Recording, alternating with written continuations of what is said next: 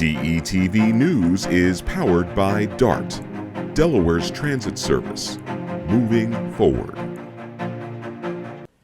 Tonight, Phish fans say something stinks about hotel reservations made for the recent Mondegreen Festival. Plus, a barbershop conversation with Congresswoman Lisa Blunt Rochester, and our Nick Alessandrini is here with your local sports news. Those stories and much more straight ahead tonight on DETV News.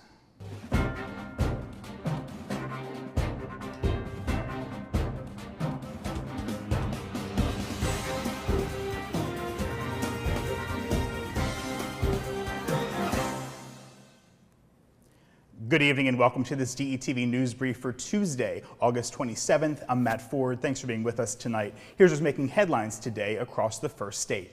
After an influx of complaints, Delaware's Attorney General has contacted the Wyndham Garden Hotel in Dover regarding its sudden cancellation of reservations during the recent Mondegreen Music Festival. Phish fans who had booked rooms well in advance for the event were left scrambling when the hotel cited conflicting reasons for the cancellations, including overbooking and a now retracted claim about housing military personnel from Dover Air Force Base. The base denied making any requests for accommodations. Attorney General Kathy Jennings stated that her office is actively investigating the situation and encourages affected individuals to file complaints. The hotel's management, meanwhile, has issued multiple statements refuting allegations of inflating room costs or prioritizing military bookings, but has yet to provide a consistent explanation for these cancellations.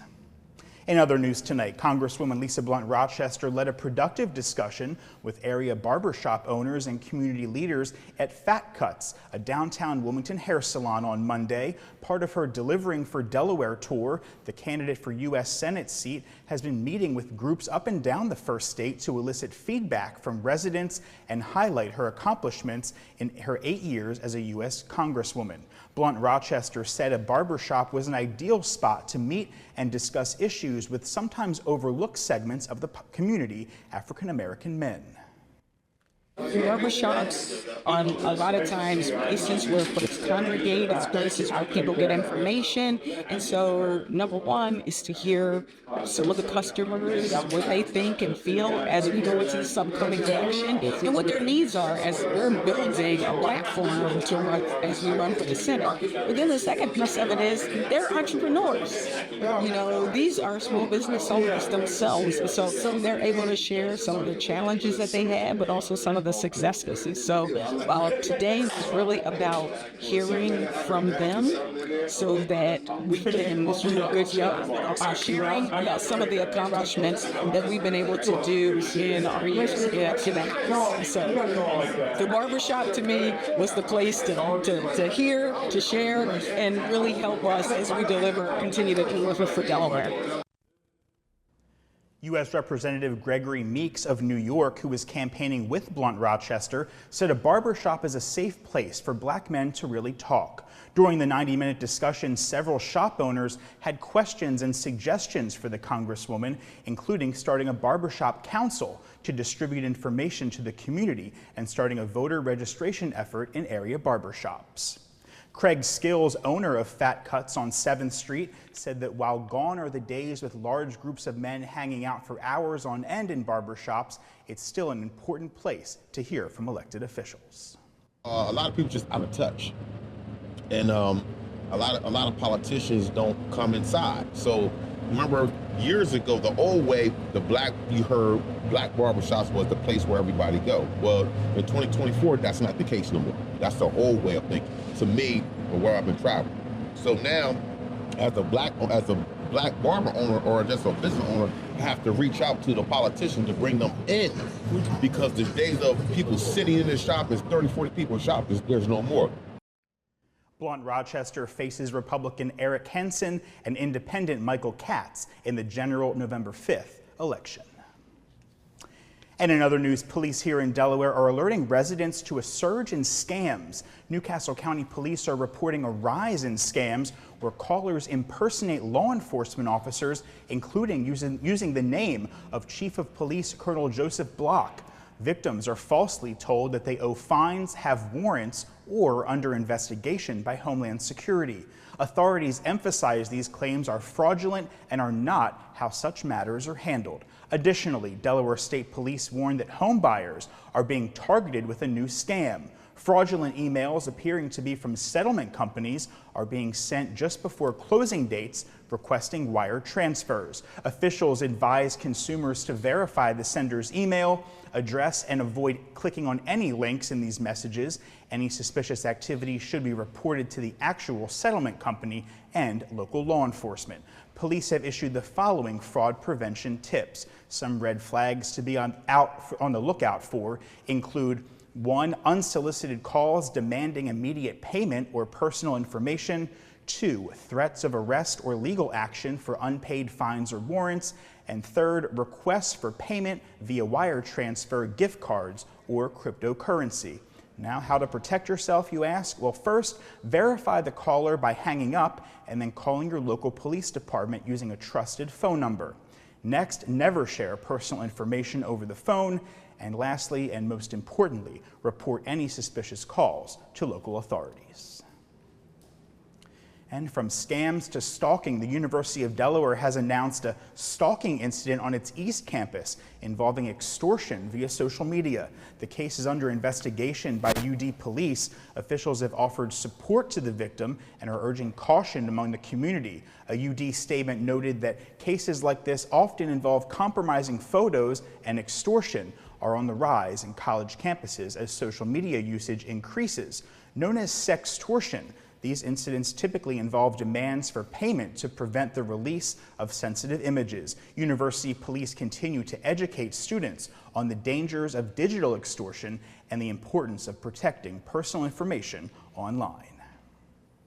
And to Wilmington now, where construction near the state courthouse is set to disrupt traffic for nearly 2 years. You heard that right. Starting September 12th, the state will repurpose the historic Custom House building on King Street, adjacent to the Leonard L. Williams Justice Center, into a new judicial complex. A new U-shaped structure will be built around the existing building, with portions visible from the street. The $76 million project is slated for completion in early 2026. During construction, the left lane of North King Street between 7th and 5th Streets will close down, and the Alco Road Loop will permanently shut down as well. Officials recommend using Walnut Street for courthouse access, and to, of course, check the court's website for continuous updates.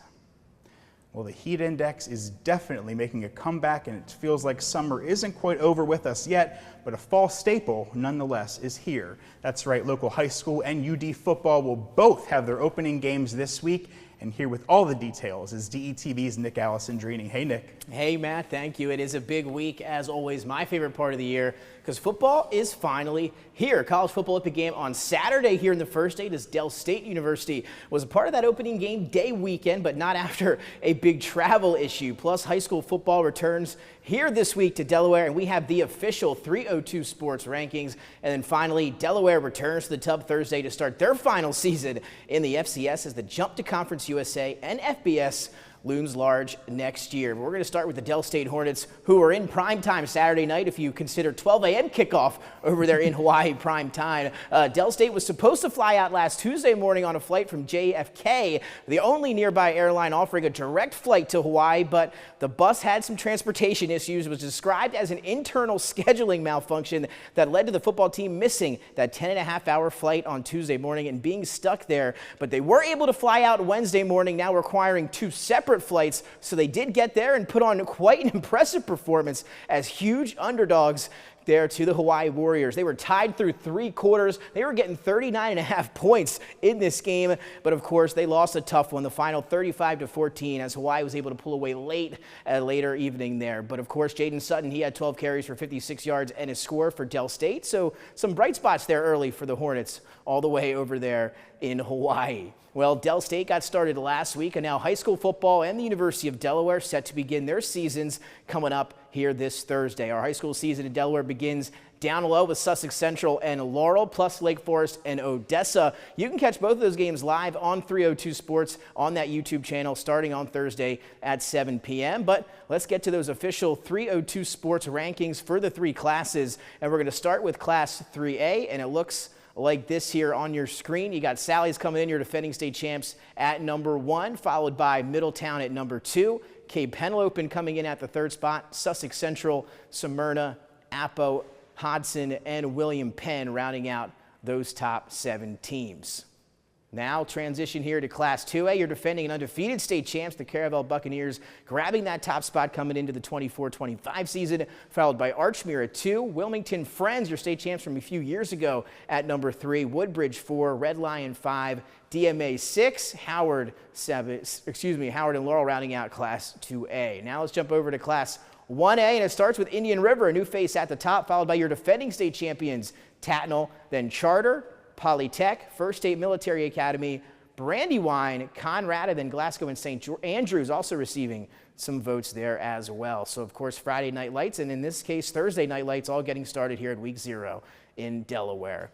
Now the Delaware Blue Hens are going to start their last season in both the CAA and, of course, FCS Thursday night at Delaware Stadium against Bryant. The Hens will play a finite schedule here this year with no playoff appearance possible due to leaving the FCS. So next year the program will make that leap to FBS and join Conference USA. So a big home opener coming up on Thursday, set for 7 p.m. You can catch that one live on 94.7 WDST, but going to be a heck of an environment over there at the Tub if you can make his Delaware Stadium, Matt. Thursday night lights. I like the sound of that. Sounds good. Nick, thank you very much. Making more headlines tonight, Newcastle County Police have arrested 36-year-old Carlos Torres of Bear in connection with a late-night incident in Bear on August 24th. Officers responded to Augustine Place in Crofton just before midnight for an assault report. Torres allegedly fled the scene, striking a county officer and 2 police SUVs with his own vehicle. 2 officers apparently fired at the vehicle, but Torres was not hit. His vehicle eventually became disabled and he ran away on foot.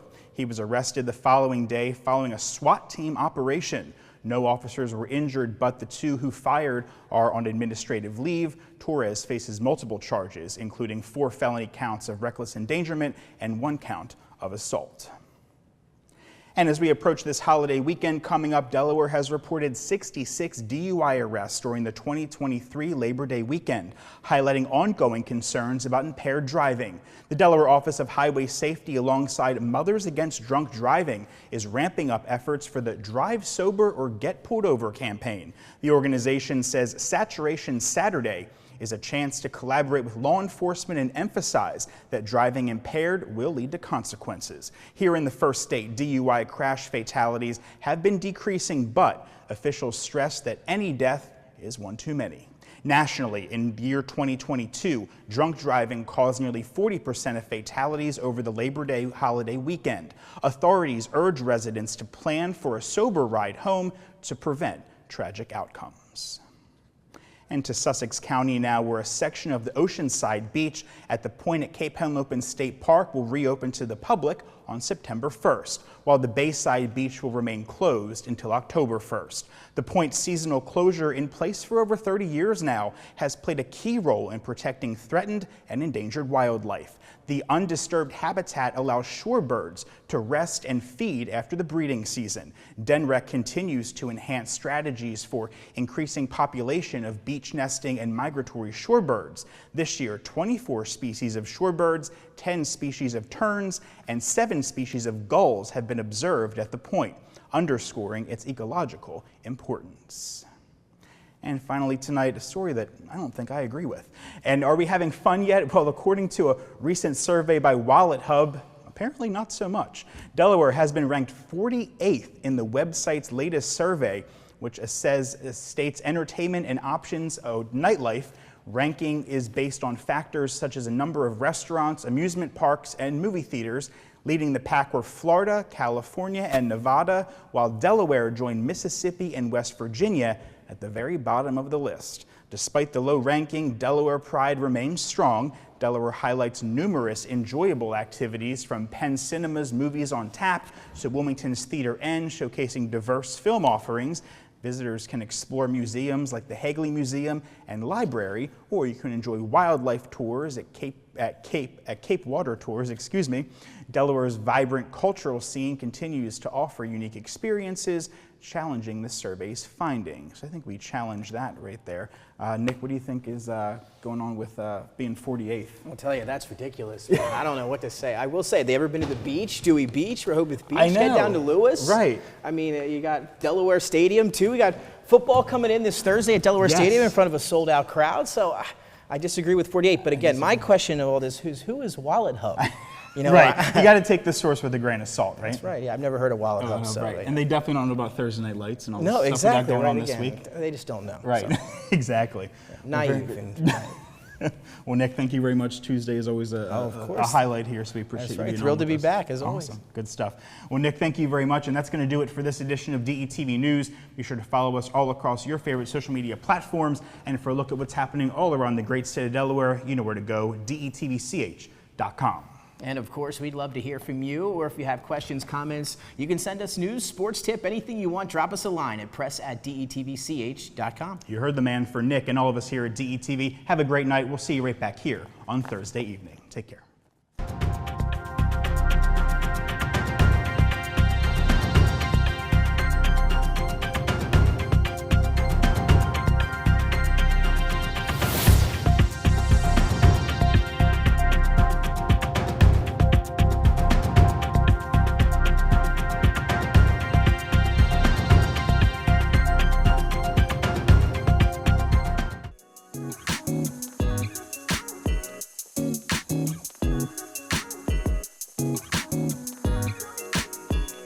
We don't talk about prostate cancer enough, and it's the most diagnosed form of cancer and the second most common cause of cancer death among black men in both Delaware and the United States. Approximately 1 in 8 men will be diagnosed with prostate cancer in their lifetime, but just by asking your healthcare provider if you should get a screening could help you detect prostate cancer early and save your life. So let's talk about it. Talk to your healthcare provider today about a prostate cancer screening if you are 40 years of age or older, or have a family history of prostate cancer. If you don't have insurance, or if your insurance doesn't pay for cancer screenings, Screening for Life may provide you with the screenings that you need, and Nurse Navigators make this process easier. To learn more, visit healthydelaware.org/prostate or call 211. Ask your healthcare provider about a prostate cancer screening, and you're asking for so much more.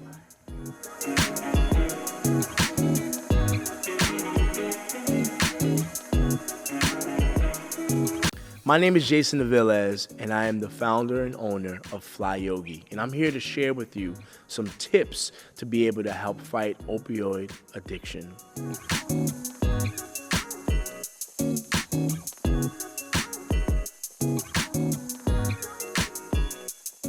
Opioid addiction is a real growing problem here in America, and I'm here to share with you some tips that you can be able to integrate into your everyday life to really fight against opioid addiction. One of the first things is redeveloping your mindset. One of the practices that I like to use daily is meditation. And what meditation does is it brings you clarity of mind, and it helps keep you grounded, and it improves your ability to make decisions that you are going to benefit from.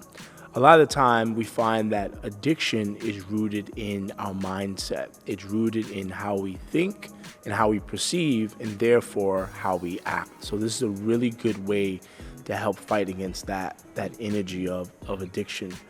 The second thing is improving your lifestyle through diet and exercise. At the very root of addiction, there is substances within the body that's causing the addiction on a physical level. When we begin to introduce healthier foods, plant-based foods, we begin to remove and detox the substances that are in our body that's causing and attracting the addiction. So through incorporating more fresh fruits, vegetables, nuts, seeds, grains, and even drinking water on a daily basis, you're going to put your body in a state where it's going to be able to fight the root causes of these addictions. The second part is exercise. Exercise is good for mood. It's good for energy. It's good to increase vitality. It's good to get your heart pumping and get your blood flowing and get oxygen moving throughout the body. So through engaging in physical exercise, complemented by incorporating healthier foods, you're putting your body and your mind in a state where it does not want what's causing these things that are manifesting negatively in your life. So addiction can really be decreased by just incorporating a healthier lifestyle through diet and nutrition, exercise, and then also making sure that you're tackling the mind through mindset, through meditation.